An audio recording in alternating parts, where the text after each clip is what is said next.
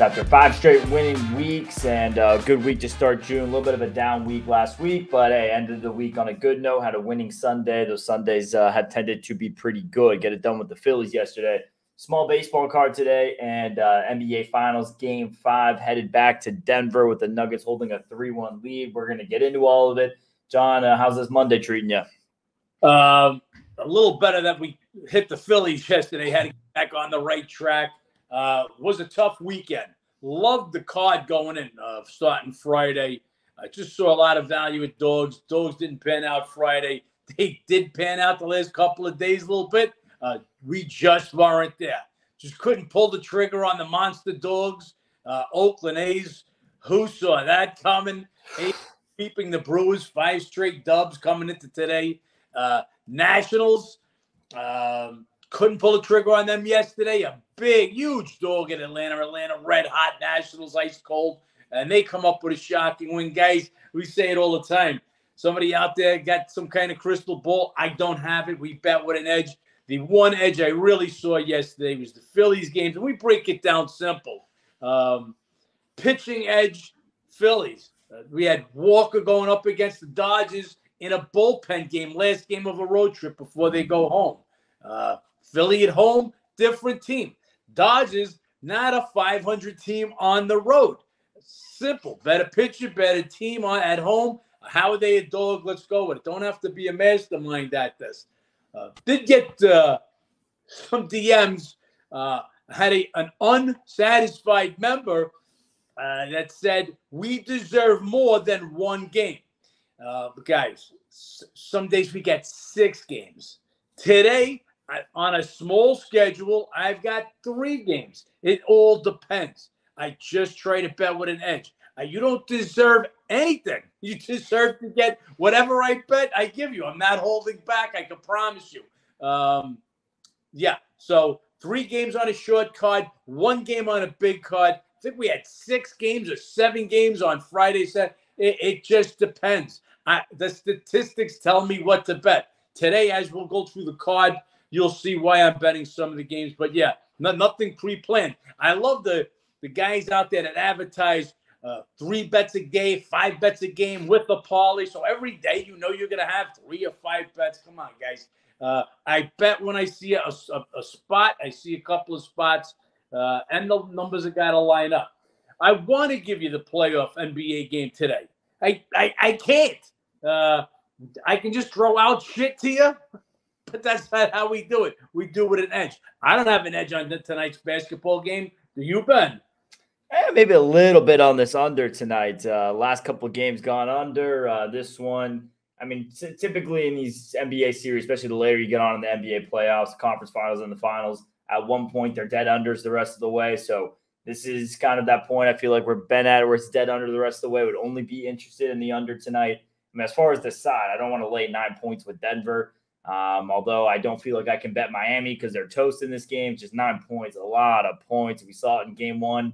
Where it was a blowout game, but it didn't matter. I mean, Denver still had a hard time covering that down the stretch. Miami still had a chance to backdoor. So in an elimination game, they tend to kind of get loose down the back end. Could become a blowout late, but 9 points, a lot of points for a team doesn't quit. So I do not see an edge in the side on this game. Too tough.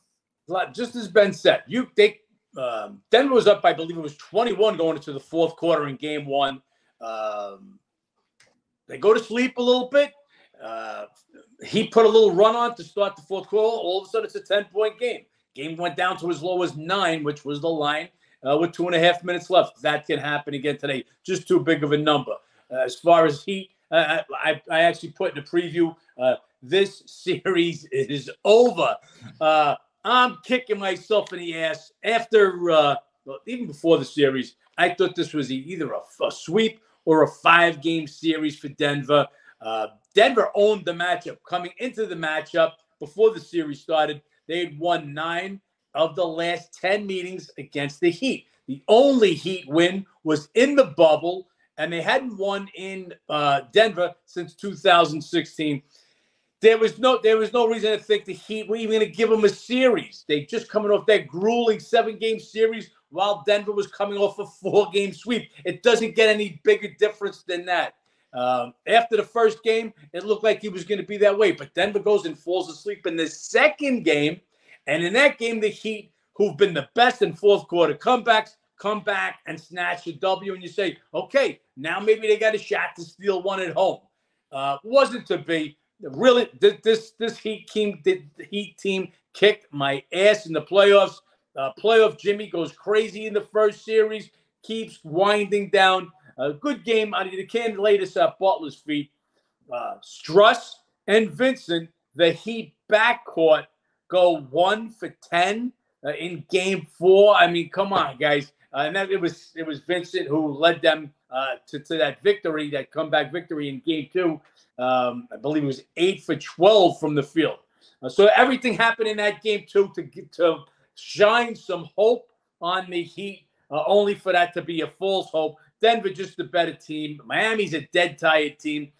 Heat now have been held under 100 in 3 of the 4 finals games and 5 of their last 8 dating back to the series with the Celtics. This is who the Heat were. Heat were the lowest scoring team during the regular season. We don't know what happened outside of playoff Jimmy going insane in the Bucks series. They scored 124 per game. But now, like I said, they're looking like the team that was the worst scoring team in the regular season. Denver, they're the best team. 2 top players with the best player in the world. To me, Joker. He actually just slipped under averaging a triple-double because, as I wrote in the in my preview, the Heat did a great job holding Joker to 23, 12, and 4 assists. So he didn't dominate the game that way. And they also held Murray to 15, 3, and 12. But Aaron Gordon, he goes, Aaron Gordon, 11 for 15 for 27 points. And Brown comes off the bench, 8 for 11 for 21. So there's the other pieces. And that's what the Heat needed. They needed Struss and Vincent and Duncan Robinson, these other guys to step up, and they did not. This series is over. I believe it is. Teams are 1-35 when being down 3-1 in the finals. That was the Cavs in 2016. Don't see that happening here. I see this game. I see it. Look, Denver's just a much better team. Every first half belongs to them.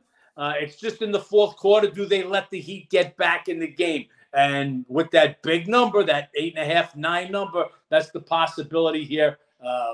Just nothing on this game, guys. I like a couple of baseball games today, 3 actually. I'll be a spectator in this one. I believe Denver wraps it up. It's just a matter of how many they beat it by. Yep. In the 3 games Denver has won, Miami's been held under 95 points. Those are the 3 games that did go under. The 1 game that went over, Miami won. So a little bit of a trend with that there as well. What you said, mentioning, Gordon's big performance, Bruce Brown's big performance. That's kind of the difference with this Nuggets team. They can win with their role players not playing well. They're pretty much unbeatable when their role players are stepping up, whereas Miami, they cannot win unless their role players step up. So just 2 differences in depth there, and then skill level and the stars leading the way. But like you said, 3 bets today in the MLB, John. We can head over there and start breaking that down. I know before you were mentioning just having the 1 bet yesterday, and there was a guy DMing you about that. Just so you guys know who are watching, I mean, it'll be about the same amount of bets in the month, give or take anywhere from, 110 to 120, maybe a little less, maybe a little more. But just month end, like John said, some days going to be 3, some 6, some 1. But month end, give or take, around 10 or 15 bets will be around the same. So small card today, John, but first game. Well, let me just throw this out there too, guys. And the plus and minus, I also had another guy DM me. Thanks for the Phillies. I bailed out. I don't want you to bail out on 1 game. You won. That's great. Of course, we want to win, but I'm not the guy that's betting 1, 2, and 3 units all week, and we're stuck 10 units. And on Sunday, I say bet 10 units on it. That's what the frauds out there. That's what the fakes out there do. So if you bailed out, that's great. Don't do it. The Phillies weren't a lock. We had an edge. There's no crystal ball. I'll tell you this, guys, all the time. I saw an edge with the Philly. Couldn't see them being a dog. But anything could have happened in any single game. But Braves jump up on the Nats 2-0. I'm like, good thing I didn't take the Nats. Boom! All of a sudden, the Nats got the lead. Same thing with the Reds. I lean to the Reds. If you watched the Instagram yesterday, we don't go live every day. I'm sorry, we don't do the podcast every day. We don't do it on the weekends. But I go live every day on Instagram with at least a couple of words, and we'll talk about some games. But if I don't start getting some viewers there, we're not going to be doing that either. But I told you about a lean to the Reds. St. Louis had the lead, felt good there. Said, good thing we didn't jump on that game. But sure, Reds come right back, and they win that game. Talked about how the Red Sox Yankee game would be a pitcher's duel. Red Sox can't hit on the road. No Aaron Judge. So if you guys on the weekend want, jump over to Instagram. You catch some live stuff there. But, yeah, no game is a lock. So great that you bailed out on that. But then you can't come back crying at me. You told me that, we're going to lose some games, guys. We bet the dogs 90% of the times. We're going to lose more than 50% of the games. This is that Sunday. It wasn't going to be the last day we were ever going to bet. It's not a get even or the world ends. We're going to bet today, Monday too. So it's not how we did the week. You don't have to get out for that week. You don't want to get sunk on that day. So glad you bailed out with the Phillies, but that's not the way to do it. 1, 2, 3 units. Philly was a good 2-unit bet yesterday. Glad we won it. Hopefully that starts to springboard to a nice week this week. I like my games today a lot. Let's see how it goes. Up, John. Lots of like. First game on this card is Giants headed over to St. Louis. It's Webb versus Liberatore. Webb clearly gets the pitching edge. I mean, he was rocking 8 straight quality starts, pretty lights out stuff. Heads to Coors Field, gives up 4 and 5 1/3. They still pulled out that win. And he had a quality start versus St. Louis earlier in April, allowed 2 runs in 6 2/3. Liberatore, last 2 starts, gave up 9 runs, 9 innings. Both of those were on the road. He had 5 shutout innings at home earlier this year against Milwaukee. Pitching edge has to go here to Webb. Giants, they were playing pretty good ball. They've won 4 of 6, scoring 6 runs per game. I mean, this is San Francisco or nothing for me. Yeah, absolutely. And I just to clarify, so when I write in the previews, if I say it's an edge or a slight edge, that's smaller. This is an advantage, and it's a huge advantage. Webb is a monster. Throw out the last game. That was Coors Field. Before that, pretty much lights out. The only thing, he's not as good on the road. Always better at San Francisco. Cardinals, they just keep getting worse and worse. Just can't believe how really bad this team is. This game opened up as a pick'em game on the overnight. Presently, San Fran looking like about a 125 favorite. Shops are on Frisco. It's got to be San Fran and nothing on this one. But this game, just by the time, again, these overnight guys, once they put up a number, there's just not enough of the offshore sports books to be open where we can get real bet down. DraftKings is always open, but they put up a 20-cent line, so always tough to beat them. So yeah, this number jumped up. San Fran, everybody's on San Fran, and I can't say they're wrong. San Fran and nobody don't want no part of St. Louis, even as a home dog, with a huge pitching mismatch. Then we have Phillies going on to Arizona, 2 of the hotter teams in baseball right now. Phillies coming off taking 2 of 3 versus LA. They've won 7 of their last 8. And then this Diamondbacks team, they rallied back to beat Detroit. They've won 5 straight, scoring almost 8 a game, 11-2 their last 13. And they're going to get the pitching edge today. It's Henry versus Strahm, bullpen day for Philly. Strahm, using relief Friday, gave up 3 runs, was using relief against the D-backs earlier this year, gave up 2 runs in 2 innings. So even a small sample size lately hasn't been good. And Henry, pretty solid at home, 1-1, 2.49 in 5 outings. Faced Philly earlier this year, 2 runs in 5 2/3. This is an Arizona team, second best record in the NL right here. I mean, it's them or nobody. You're getting them almost at a PK now at home, and they get the bullpen edge or the edge over a Philly bullpen game. Don't understand the spot here for Philly. Could argue a little bit of a letdown there for Phillies as well.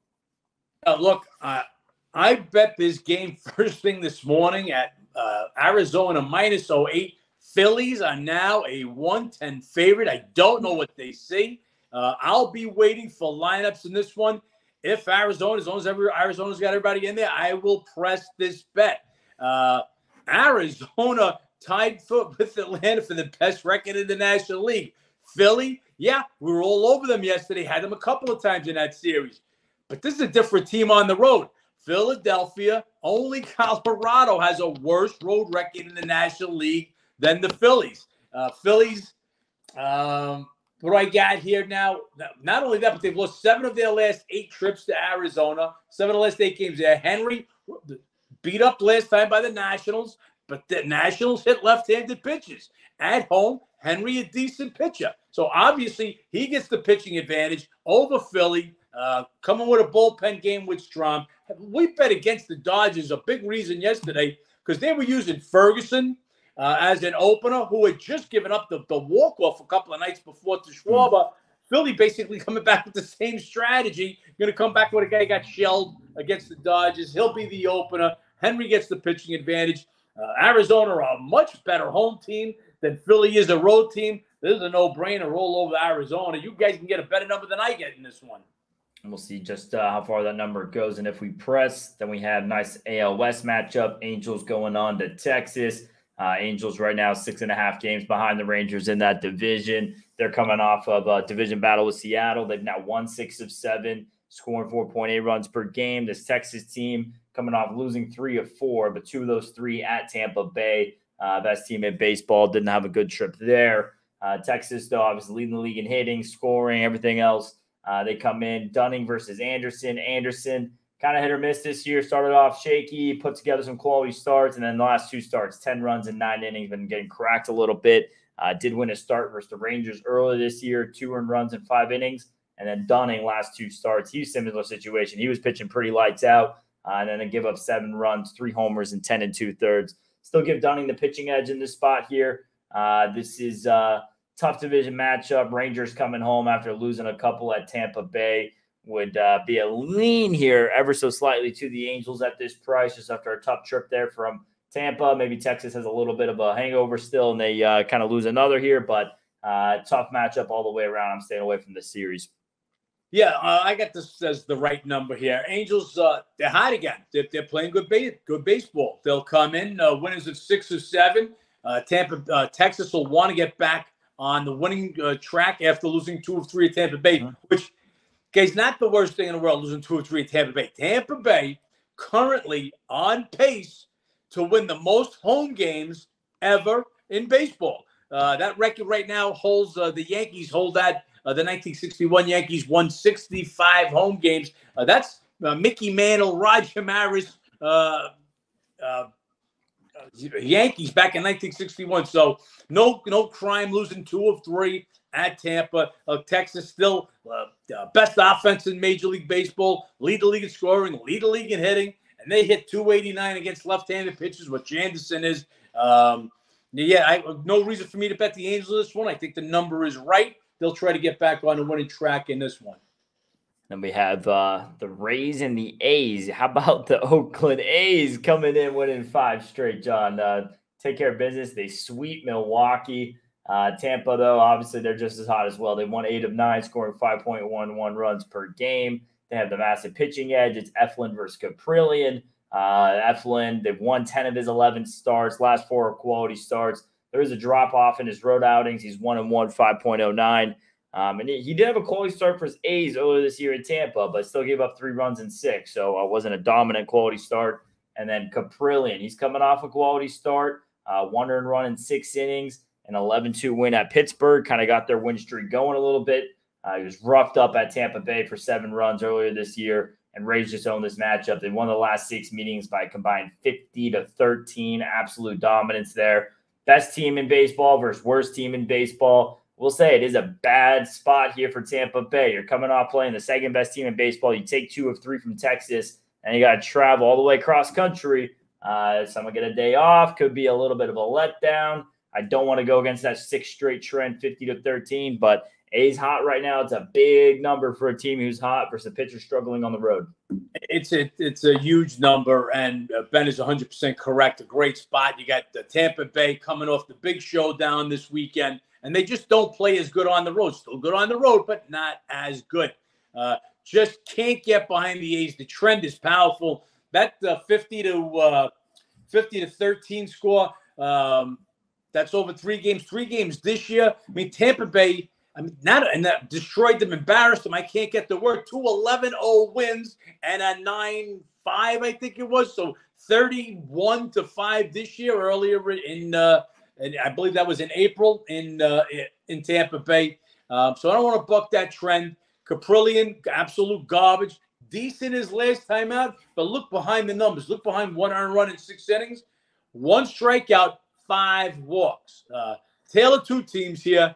Oakland, the worst home team in baseball, could set a record for fewest home wins. Tampa Bay, as I said before, could set a record for most home wins. Tampa Bay, second in home runs, second in team batting average, second in runs scored. A's, second to last in batting average, second to last in scoring. There's a reason this team's 250, even if it's a bad spot, and those are the reasons. I'll pass on this one. Hey, as a fan, I'm rooting for the A's. I want to see them win 6 in a row and knock off the best team. Don't forget, they won 2 of 3 from Atlanta, who's the best road team in baseball. Let's see how they handle the Rays. Then we have Braves at Detroit. Still don't see a pitcher in that box yet for Tigers. John, do you have one yet? Nobody listed yet. Undecided. Yeah, so it's going to be Morton going for Atlanta. He was roughed up his last time out by the Mets. Tough to give you guys anything on this game without knowing who Tigers are pitching, but Detroit's lost 9 straight, scoring just 2.1 run per game. So it doesn't really matter who they put in the box. I'm not looking to bet them against the best road team in baseball. Would be Braves or nobody. We'll see who they pitch, but most likely Braves are nothing there. Unless they're bringing back Denny McLain. That's their 30-game winner for you young guys from the ninth to late 60s. You got no interest in Detroit. They blow another one yesterday. They've got Arizona on the ropes, and they blow another one yesterday. This is a terrible team. Their best pitcher, Rodriguez, he actually leads Major League Baseball in ERA. He's on the IL. Their best player, Riley Green, he's on the IL. And that kind of coincides. They've lost 9 straight. Can't score. Last in hitting, last in scoring. They're playing the Braves' best road team, as we just said, in baseball. The Braves will come in a little pissed that they let one slip away yesterday to Nationals. Don't want nothing to do with the Tigers. Again, doesn't matter who they put in the box. They're a falling knife. Never try to catch the falling knife, guys. Then it's Rockies at Boston. Rockies, worst NL road team. They come in after a nice little walk-off yesterday. They didn't have an hour-and-a-half rain delay before that walk-off, so a little bit delayed on the travel to Boston. Snapped 6-game losing streak. And then this Red Sox team coming off a win last night, 3-2 win against the Yankees. They won 2 of 3. They scored just 7 runs in the series. I mean, this Boston lineup right now been pretty quiet. They went on that tear there back in the early mid-May. Since then, have cooled off big time. Seabold versus Paxton. Seabold last 2 starts been solid, 3 runs and 11 1/3. Paxton last 2 starts, 3 runs in 12 innings. Could argue a little bit of a pitching edge there for Paxton, but nothing too drastic in this game. Big number here in this game for a Boston team, not really hitting too much. Coming off a Sunday night game versus the Yankees, this is as let down as a spot as it gets there for the Red Sox. Rockies are no big number on this game. Yeah, letdown game for sure. Big series with the Yankees is always big, but I'll make it bigger. It's a Sunday night game. Always tough for that team Sunday night to get back. Gives them a time edge. Also, it's extra innings. I'll give Paxton a bigger pitching advantage, but I like Seabold. In the last couple of games, nice. Just 5 hits and 4 walks, which I'm not crazy about, over 11 1/3 innings. But that's a whip of under 1, no matter how you slice it. So Seabold's been decent. I like what I've seen from Paxton. Came back a lot stronger than I thought he would have. But this Red Sox team just not hitting. They do better at home. They're hitting 288 at home, but just 226 for the week. As Ben said, just a huge, ridiculous number. Yes, I know Colorado sucks. Colorado sucks on the road. But coming off the Sunday night game, just too big of a number. It was worth 1 unit for me. A small bet of 1 unit for the Rockies, plus 220. Then it's Reds at Kansas City. Greinke versus Weaver. Weaver roughed up 7 runs his last time out against the Dodgers. Prior to that, 3 runs in 12 innings.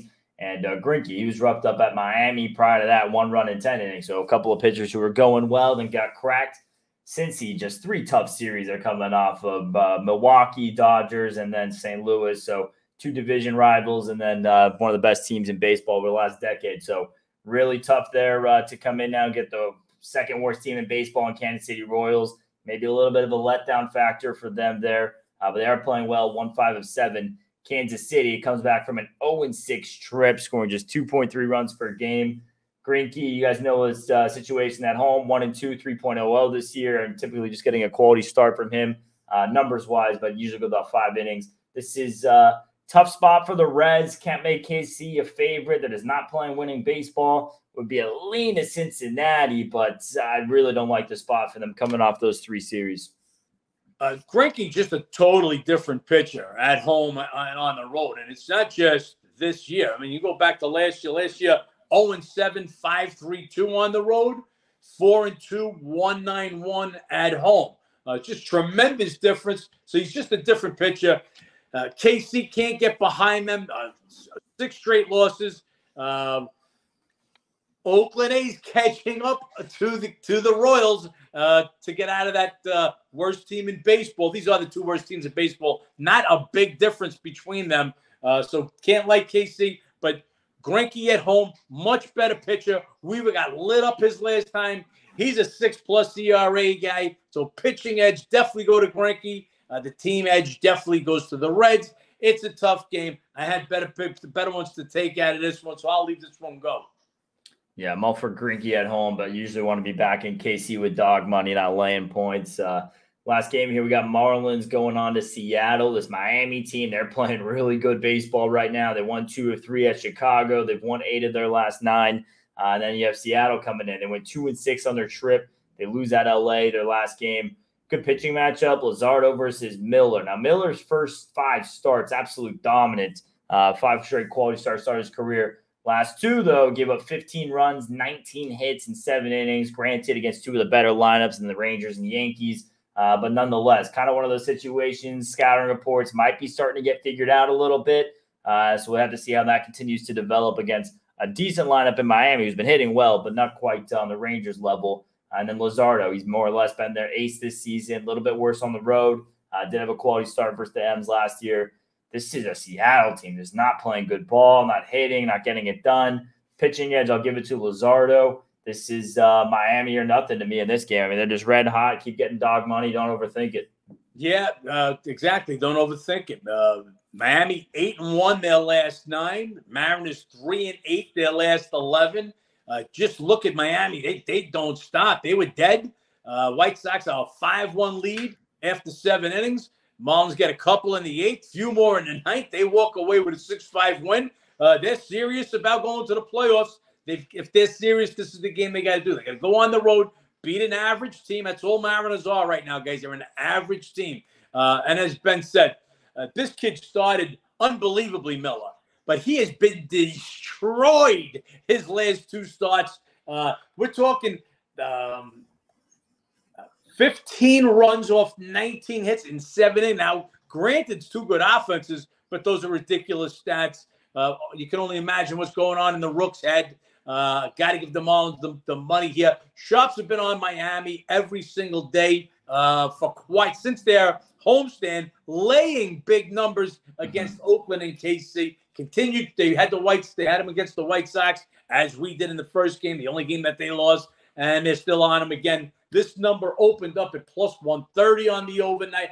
I'm sorry, you could take +130 on the overnight. Right now, you're looking at +108, +107. Shops are all over the Marlins again. So am I. We took +115. That's as soon as we got a chance this morning. Have to take the Marlins in this spot. And that's the small little 8-game MLB card, guys. We do have the NBA Finals, Game 5 tonight. Touched on that. We'll see if we have a Game 6 going on later this week. But chances are I do not think we will see that. I imagine Denver closes out tonight. John, I don't know if you have anything else, but let's get back on track this week after a little shaky week last week. Yep. Hey, happens. It's a long season. Oh, yeah. We're gonna have a down week here and there, guys. That's what I'm saying. Don't come for me for one day. Don't come for me for 1 week. It comes over time. Sorry about that. Oh, good. A nice little run, maybe a little. I call it a bump on the road, a little speed bump. We get back on track. I saw that yesterday, and again, don't be throwing a load on one game. 10%, 50% of your bankroll on one game. That's not the way to go. That's the way the idiots out there want to tell you to go bet. You know, I talked about it on Instagram. I don't know if you guys that follow us here are the same group that follows on Instagram, but you got guys on there such as the Pick Vault claiming that they're putting 12 to 15 units on a game. That's 12 to 15% of your bankroll on one game. Telltale sign. The guy's a fake. He's a fraud. Would never bet anybody shop. We'll tell you there's no bet that you're ever making more than 5% of your bankroll on a game. So that's why we keep trying to put that into you guys' heads. You can read the fakes out there just by how they're trying to sell you games. And the guys that are laying 195s and 200 and 220 every day, obviously, they're not so sharp. Do you need a guy to go to get advice to lay 220 every day? That's not going to get it done. We get it done with dogs. We're not going to hit 50% in baseball. But as long as we hit 45%, we're going to make a shitload of money. We continue to do that. We did that last month. We'll do it again this month. Join for a month. Give it enough of a time to really test it out. Plus, there's no service like ours, guys. Throughout the day, we're updating the website with injuries, lineups, who's in, who's out, trends, stats. HowToBeatTheBookie.com, guys. Give us a look.